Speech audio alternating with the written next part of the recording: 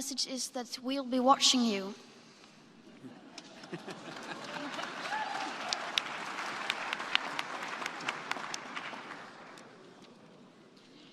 This is all wrong. I shouldn't be up here. I should be back in school on the other side of the ocean. Yet you all come to us young people for hope. How dare you? You have stolen my dreams and my childhood with your empty words, and yet I'm one of the lucky ones. People are suffering, people are dying, entire ecosystems are collapsing. We are in the beginning of a mass extinction, and all you can talk about is money and fairy tales of eternal economic growth. How dare you?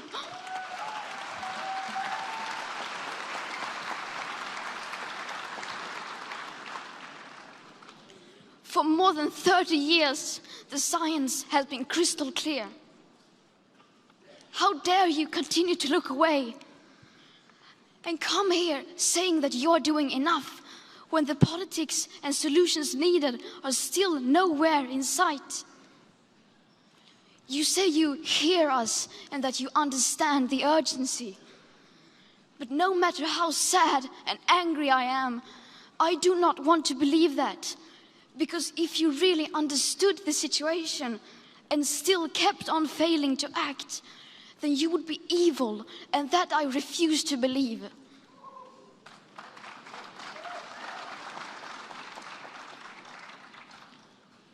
The popular idea of cutting our emissions in half in 10 years only gives us a 50% chance of staying below 1.5 degrees and the risk of setting off irreversible chain reactions beyond human control. 50% may be acceptable to you, but those numbers do not include tipping points, most feedback loops, additional warming hidden by toxic air pollution, or the aspects of equity and climate justice.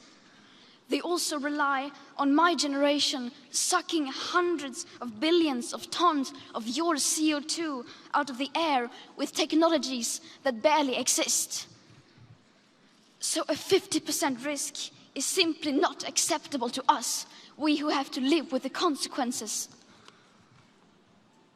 To have a 67% chance of staying below a 1.5 degrees of global temperature rise, the best odds given by the IPCC, the world had 420 gigatons of CO2 left to emit back on January 1st, 2018.